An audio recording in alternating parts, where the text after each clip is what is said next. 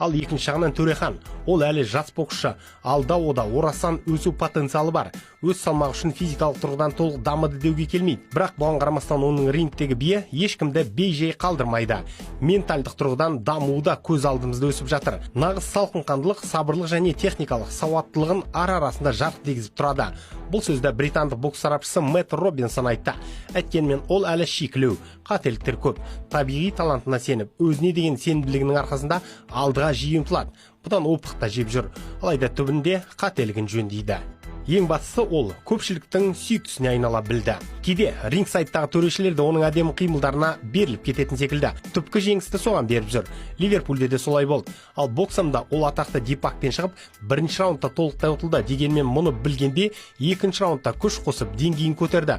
Жылнапнығына Дипак үлгере алмай жатқан сәттерді байқадық. Түбінде біздің жас пері 4-1 ұтысқа ие болды. Робинсонның айтуы бойынша, дәл қазір әлемде Төрехан үшін бір ғана қауіпті қарсылас бар. Ол Абылайхан. Үлкен жарыстар қарсаңында әрине қазақ жанкүйерлері қақ жарлары анық.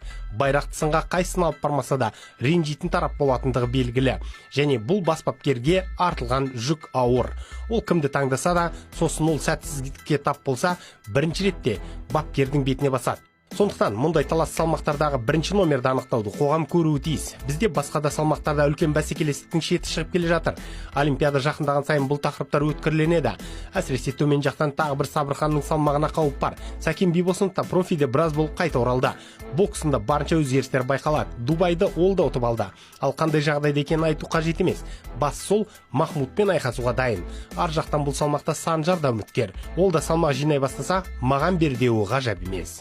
Бізде қазір қауырт жұмыстар басқа салмақтарда да жүріп жатыр. Аса ауыр салмақтағы қоспағанда көпшілігінде жеке шыққан мықтылар жоқ. Жоғары деңгейлі бәсекелер ол жақта да болғанда, біз әлемді жаулайтын едік. Қорытындылай келе мен қазақ жанкүйерлерін қызықты бәсекеге дайындала беріңіздер демекпін. Абылайхан Жүсіпов, Төрехан Сабырхан. Кім мықты? Сіздің фаворитіңіз кім? Бейне материал ұнады ма, онда лайк басыңыз, пікір қалдырыңыз. Бұл біз үшін маңызды. Арнаға